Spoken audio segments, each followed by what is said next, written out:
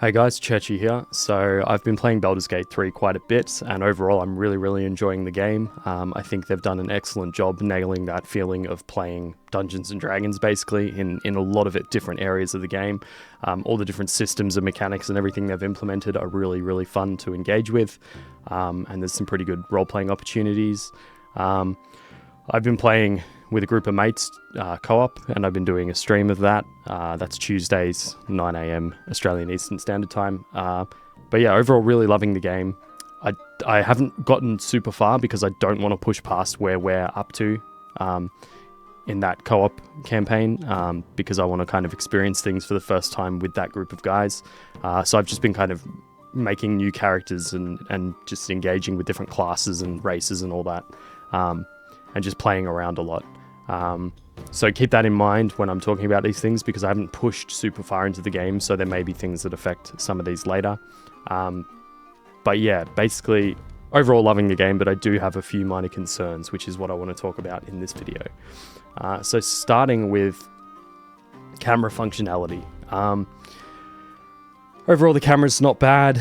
You've got a tactical camera as well, so you can kind of get that bird's eye perspective, but I just think that it needs a bit of work maybe, because there's been a few times where I've kind of been trying to scroll to party mates that are really far away, and to try and like tell my character to walk over there or whatever, and there's just been a few times where the camera's kind of locked on terrain and stuff, or just moved in a weird way, and occasionally it happens when you're in combat and stuff too, because it sort of wants to like zoom in and out, or like try and refocus on your character when you're trying to watch what's going on somewhere else. There's just a few little oddities like that start to add up over time and kind of make you get a couple of minor frustrations with the camera. On top of that you can't really zoom down to a really nice level and angle to get like nice screenshots and stuff, and there's no photo mode. I would love to see a bit more like ability to zoom in and out and re-angle and position the camera. There's mods starting to pop up that do that, but I think it would be great if it was integrated into the game, because, you know, you're traveling around, adventuring, going on this massive RPG journey, and so from two perspectives, from the perspective of a content creator, it would be great to just like have the ability to get really nice screenshots for like thumbnails, and just also from the role-playing perspective, it would be nice to just be able to get a few like really nice screenshots of the group together for those co-op run-throughs where because you're going on like a massive adventure, you know, like Baldur's Gate 3 is a long game. There's a lot of role-playing to be done. So yeah, I just think it would be really good to see some camera improvements and maybe even a photo mode. Definitely a room for improvement in that area. So my second little concern here, and this is very minor, and it's to do with the racial balancing in the game. Now, I do actually like what they've done. They've taken away a lot of the just sort of ability bonuses and stuff that races usually have in D&D 5e. And this has kind of been in that realm of wanting to make you be able to kind of just play whatever race you want to. Like, there's still different racial, benefits depending on what race you pick. So some are, more suited for different classes slightly, but it's not quite as exaggerated as it used to be in just the standard core D&D rules. So I like that because it does encourage, it encourages that idea of like, I can just play whatever race I want to. But I did want to mention, like, this is the thing that I have the concern with. I feel like the human race is pretty bad now, because one of their really strong things was they got an extra feat. Or there was, variant human or whatever that could have an extra feat. I'm not 100% sure on the 5e rules. I think it was variant human, but back in the ones I used to play, like I played 3.5, you basically had the strength of the human was the extra feat and stuff. Now, in Baldur's Gate 3, they do have their little racial benefits. Like, they've got, I think they get like an extra skill proficiency and stuff, and they have a weird thing, which is just they get a quarter extra carry weight, and that's kind of their only benefit. But the problem is there's other races that just, like, you don't really need the extra carry weight, I feel like, unless the only thing I can think of maybe you might use it for would be like a super specialized throwing build where you're just trying to throw the heaviest thing you can and you need all the weight you can get. But the thing is, if you're building a throwing character, you're probably going like a lot of strength and stuff anyway, so you're going to be able to carry and throw big heavy things anyway. So it's like such a minor difference. And I feel like most parties would have a strength-based character in their party anyway to be a pack mule. So it's just such a silly little benefit. It's not really like, and it feels dumb, like, because part of the whole human thing is they're the most versatile race and they do all this and, you know, they're very flexible and blah, blah, blah. And that's kind of been the theme of them in D&D. But the problem is, like, in Baldur's Gate 3, I just don't, like, I'm talking purely mechanical perspective, right? Roleplay wise, I think it's, like, I'm sure I'm probably going to play a human at some point in some campaign, just purely from a role-playing perspective, and that's fine. But mechanically, there are just races. It's sort of at the state of, like, why would I ever pick to be a human? Because if I'm doing, like, if I want lots of skills and stuff, I could just roll a Githyanki, because they have, like, that, I think it's astral knowledge or something. I can't remember what it was called exactly, but basically they have a thing where they can, like, per long rest, slot in, like, I think, like, 3 or 4 or even 5 different skills. And I think humans get, like, 1 extra skill proficiency or something.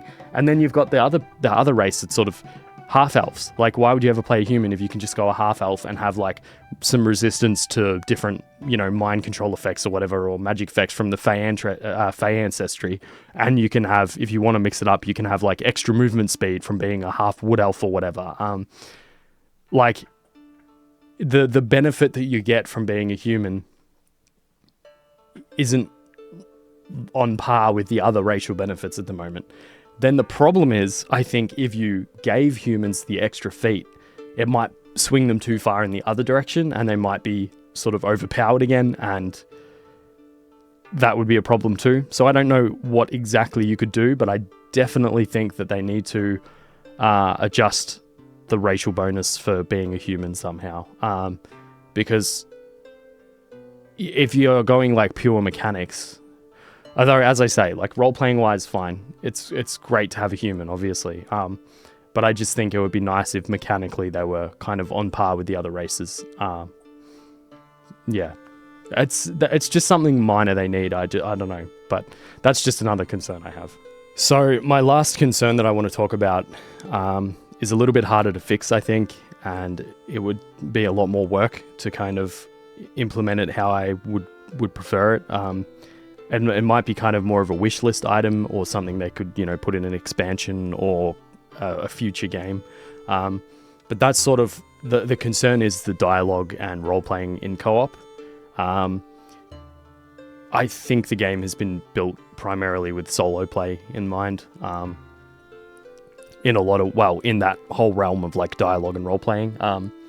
Because yes, in solo play you can get, like, your NPC companions, which are all voiced and all have, like, all their interesting storylines and everything, which is great. And I've been loving some of the voice acting and everything and some of the characters so far. But I think, and like, some of their little, like, inter-character reactions and responses and interactions and all of that has been really good. But when you're playing co-op with a group of mates, it definitely, you will go into, like, a dialogue, right? And someone can join and watch the dialogue, and then you can vote on what option that you think that they should choose, but that character ultimately has the choice of what they want to choose, right? And gameplay-wise, it flows smoothly and it's all right. It can be occasionally you might miss a cutscene or something because someone's wandered into something and you're not nearby, so it hasn't pulled you into the conversation, which, all right, that's fine. What I think needs to be improved, or would be a lot better, is if they tried to match more closely what it actually feels like to play D&D with mates and interact with NPCs. Because if you're playing D&D with mates, you might start a conversation with someone, and then another character that's with you, they have the ability to, like, interrupt and interject and, like, or take over the conversation, you know what I mean? Like, they can, like, so I'll try and get to what I'm getting at with, say, an example from the game, right? So there was this part where I've been playing as a big dumb barbarian orc, right? Half orc. And there was this part where we found this magical tome in a, like, secret lab in a basement type thing, right? And my character picked it up. Now, in the game, I had to, like, back out of the dialogue and manually let the wizard take over, so then he could do some skill rolls and blah, blah, blah. So I had to mechanically interact with what could have been fully role-played through dialogue, right? So how that might have played out in a usual D&D setting would be like the big dumb orc picks up the book, starts looking at it, and the wizard might interrupt and say, put that down, or give that to me right now, you don't know what you're messing with, or like some kind of something like that, you know? There could have been, there would have been some kind of interaction where it's like, oh, you big dumb idiot, stop messing with that thing and hand it over, or put it down, or whatever, right? And yes, that's very organic and hard to emulate in a game, but that's all pure like role-playing and fun dialogue, right? And it keeps you engaged with what you're doing. Whereas in Baldur's Gate 3, I have to like either interact with it as my orc, and that's basically just my character doing that, and there's no role-playing opportunity for me to be like, hand off the book to the wizard. I have to manually be like, oh, hey, we should let the wizard do this. So I back out and I give it, like, the wizard do it, right? And I mean, yeah, it's such a minor thing, but just role-playing wise, it could be quite powerful, right? And then there's other times where it's sort of like, it would feel better in the same vein, like it would feel better as if instead of just one character taking over the dialogue and everyone just witnessing and then being able to vote on stuff, it would be so much more engaging from a cooperative roleplay experience if it's kind of like each person gets their chance to like either interject or say something or interact in some way. And even just that would give it more of that kind of usual feeling of actual characters interacting with each other, rather than just three of us are just following along with what's going on and we don't really have an opportunity to influence it, really. Like, we can vote for what we want them to say, but we can't be like, you know, no, we shouldn't do this, or like, there's no like actual character back and forth. Like, there's none of that like roleplay kind of, which again, probably very, very hard to implement in an interesting way and a fun way. But I definitely think you could have moments, like I said, with the book. You could literally just have like, you know, such and such class has picked up the book, but then it detects, oh, there's a wizard in the party. So, and they're right next to you. So then maybe it gives like the wizard an option to be like, interrupt or whatever and say some kind of wizard related thing. You know what I mean? Like, you could definitely put little layers in like that would just really like amp up that little bit of role playing. And again, like, I know I'm rambling on about this, but it's something that, because in solo play, you have that stuff going on with the NPC companions, because they've actually like fully fleshed out characters, right? But because your co-op character is basically just an avatar, it's harder to, and like, yes, you can kind of like role play through Discord and that, and yes, you can mechanically back out and be like, yes, okay, wizard, take over.